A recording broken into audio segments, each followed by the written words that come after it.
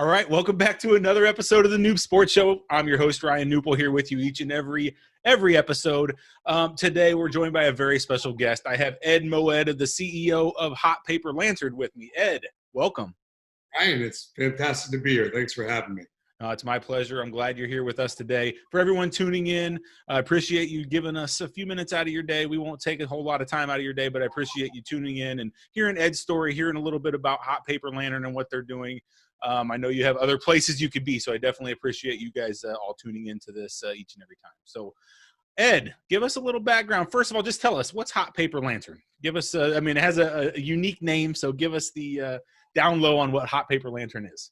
Happy to do so. Hot Paper Lantern is a firm that helps different types of companies, organizations make their brands more relevant. We use advertising, branding, communications, marketing, kind of integrate it all together. And in the digital sport area, we do a lot for companies to help them acquire new customers, to differentiate themselves, and to make their brand, to kind of amplify their brand out there. So it's been a lot of fun. Sure, that's awesome. And so so give us a little background of your history, your story, what you've been through and why you started Hot Paper Lantern. So a little background story on where you got started in this industry. Happy to do so. So I'm sitting here in Montclair, New Jersey, like everybody else who's kind of holed up in their home. Sure.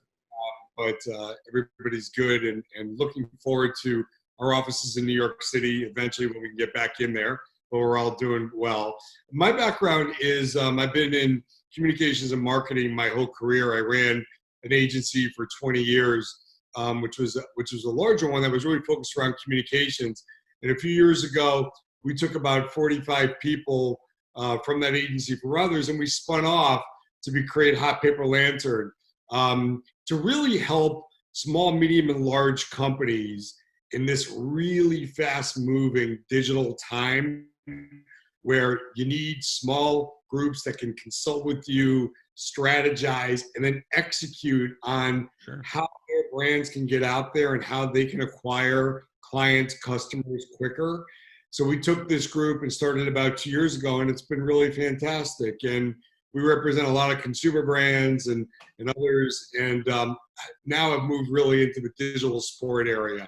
But I've been doing this for my whole career, and with the advent of digital and everything being digital for so long, it made sense to create kind of a smaller group of people that could do this specifically for gaming and fantasy type companies. Yeah, that's what I was going to say. I mean, I know you're a wide, diverse company working with a lot of people, but, we're really focused on iGaming and sports betting and that stuff here. So give me your, we're in a weird time right now with no sports going on. It's such a weird time. I never dreamed of a day where there would literally be no sports. Like I will, as a business owner myself, I like check off all the boxes of, okay, this could happen. What am I going to do? This could happen. What am I going to do?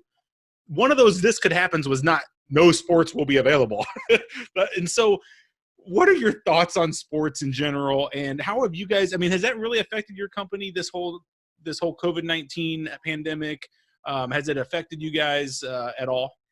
Yeah, well, I'll say first of all, too, I used to be an athlete many years ago. I played baseball and basketball through high school, and I have 3 teenagers, 2 boys, and we live and die for sports. We're New York sports fans, dating myself, but grew up in the 80s, loving in the 90s, the Knicks and the Mets in 86, and I know you're a Cardinal fan. And a Bulls fan, so I'm a big, yeah. So there you go. You've dusted us continually, and I'm a big Giant fan, a New York Giants fan as well. Oh, cool. Not having sports betting with my younger son, who's 16, just kind of took the wind out of our sails, like so many people who are listening to this, because you don't know what to do with yourself. So COVID-19 has absolutely affected my company because we're all working from home and trying to figure out how we help our clients consult with them to make sure their brands are relevant.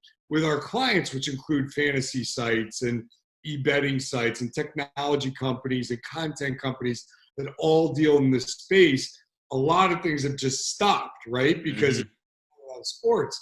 So some of that has halted, but with a lot of our clients, what they've asked us to do and what we've come to them to do really is how can they still stay relevant even when sports has stopped? What can they do to make sure they're engaging with their clients, their audiences, even though they're not making as much money or doing as many things that are value add? So for some of our clients, when they have platforms, they're teaming up in the esports area, and they're now partnering with gaming sites where you can still do that. Others, really innovative ones, are creating their own types of games and doing betting and fantasy play around those. And so we're trying to help them, one, figure out what they can do to be relevant. Two, we know we're getting out of this, right? Golf is, knock on wood, big Charles Schwab Conference Classic coming up in a couple weeks. Golf will then be open. Hopefully baseball, knock on wood, by July at some point. So we're working with them, and sometimes to look at, okay, should we look at your brand and refresh it, how you position it to bettors, to fantasy players? Should we do things with your website that makes more sense? Should we look at even how you leverage content, what you do with it, how you talk to your customer or your end user from social media? All those things we're helping them with, right up to the point where golf comes out, and then it's, okay, we're building our brand. How do we go back to what we were doing before?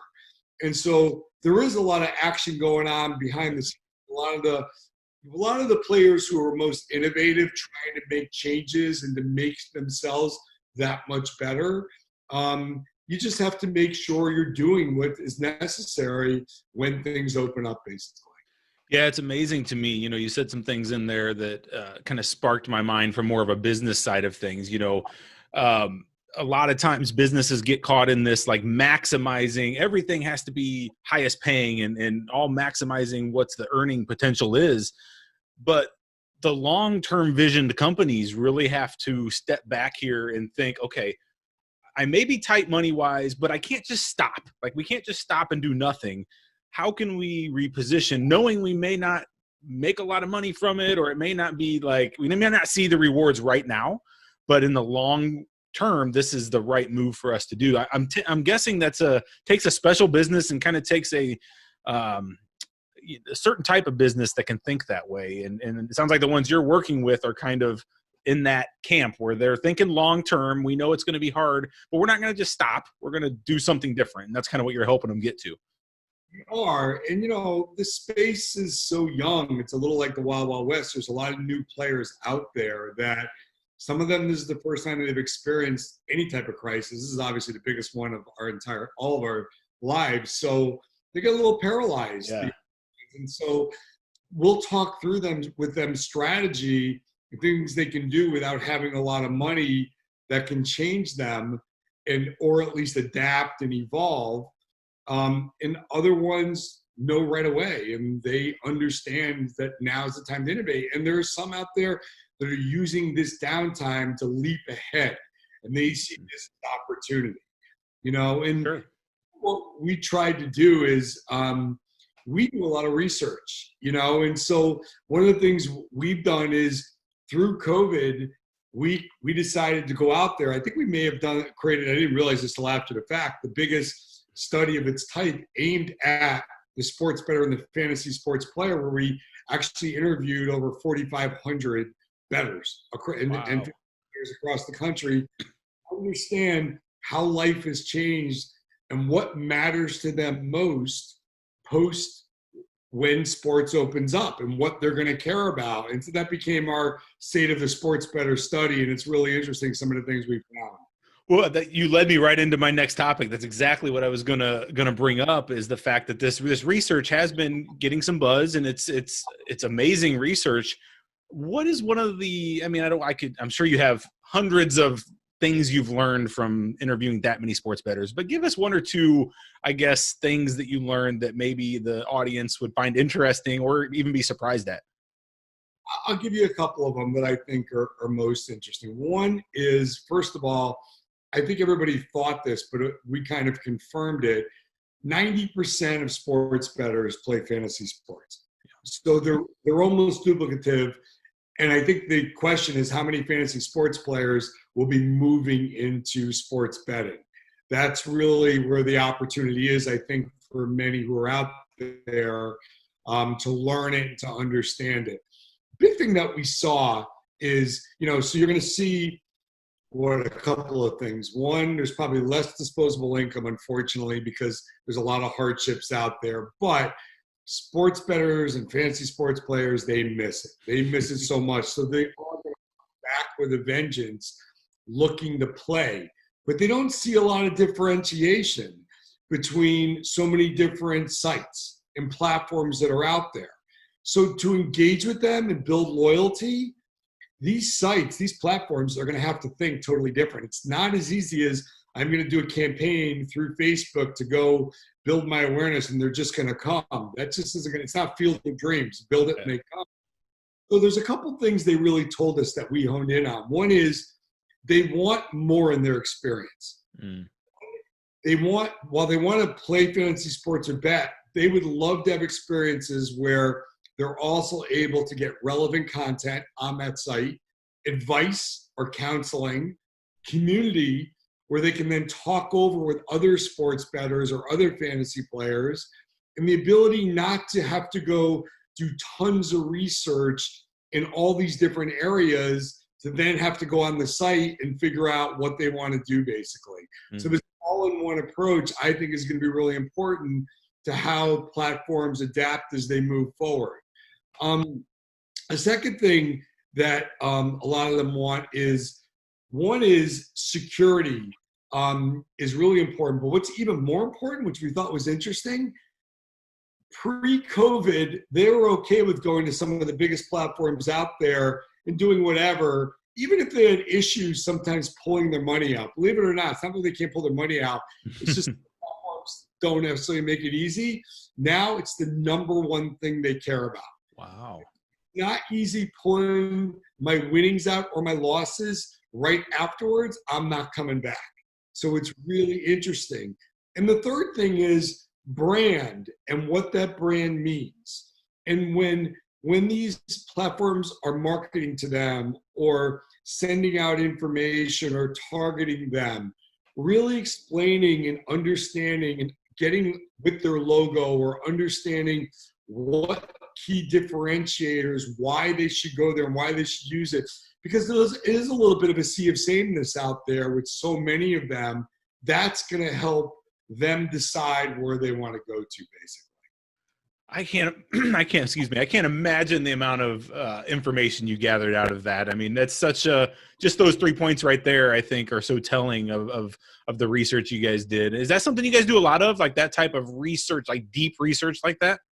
We have a really nice size analytics, deep analytics group and research group within Hot Paper Lantern and within our digital sport area. A lot of times these clients ask us either to really learn more like we just did about who their potential audience is, or to do research that they can also use to push out their brand that really makes sense. And so we did a first study about a year ago, which was kind of interesting. It was more lighthearted. It was looking at the fantasy sport space, and we literally ranked 15 different platforms that are out there, asked fantasy sports players to rank them on what they like the best, which they're most loyal to, why they like them. And they gave us all different types of reality of who they like the best. So we are deeply rooted in this industry. We love it. We have a lot of people that specialize in it. And so to really understand it, what our clients, what the media care about, we do a lot of PR for our clients as well. They didn't really understand what's the profile of the sports bettor and the fantasy sports player. If you can get us real hardcore information about what they care about, that'll mean something to us. That's why we did this type of research. Amazing. So let's shift gears real quick. I know you have a schedule. I don't want to keep you too long, but hey, I got a couple questions for you that are a little off topic here, a little more around the sports side of things. So do you think when sports comes back, if there's not an audience in the crowd, so that's kind of the rumor, right? Baseball may come back, basketball may come back, may not have a crowd, may not have anything. Do you think that hurts the engagement level or the product on the field or the court? I mean, what does that really do? Or is it going to be kind of business as normal from a perspective, watching on TV? Is it going to feel the same? Is it going to look the same? or will we really be able to notice that, man, this isn't the same, without that energy in the building? What are your thoughts on that from just an outsider perspective? Happy to give that. I mean, I think broadcasters, the networks, ESPN, they're adapting to. And what they're really good at is making sure the way they show the game isn't going to be showing, the lack of sound or empty seats. Yep. The players are going to feel it, and they're going to get used to it. But I think the fans sitting at home watching it on TV, after a while, it's going to be no difference to them. And I think the irony is, even in our study, taking it one step further, we asked the 4,500 people, how do you feel about going back now or sometime soon? 79% said, I'm really uncomfortable going back right now. Yeah. Or sometime soon. So even if regulations allowed them to go back, I don't know if they would in 3 months or 4 months or 5 months. So I think that we're just going to have to be living with this for a while.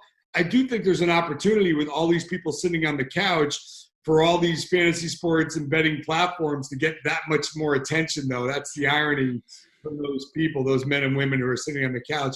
But I think the experience for sports fans will still be really good as they watch it at home. Agreed. Great answer. I 100% agree with you on that. All right. Well, what else? Is there any last words you have for the audience or anything? I mean, I know you guys – I guess one question before we go is kind of what's the future of Hot Paper Lantern? Is there anything you guys have that you're really looking to do or to grow or anything like that? And then I guess just end with any kind of last words you'd have for the listeners here. Really appreciate it. Yeah, for us, we were absolutely looking to grow. I think especially in this area, as sports are coming back, we're helping so many companies and brands as well who are outside the industry, who are tapping sports, to really make them more relevant. It's a big part of who we are, and we have people really devoted to it and understanding their consumers, so it's a big part. We're actually holding a webinar based on our study. I figured I'd say. Oh, good. June 4th at 2 o'clock, if you go to hotpaperlanterndigitalsport.com or hpldigitalsport.com, you can see it, you can sign up. So it's a big part of us. I would say to fans that are out there, I think that on the one hand, it's a great time when it comes back. You're going to get excited about all that you can watch, and you can still participate in so many ways, digitally, organically, through your sports team, because they're going to provide you new ways to participate in what they're doing. And if you're a fantasy sport player or a bettor, you're going to see that it's going to be that much more catered to what you want, because these organizations are really smart.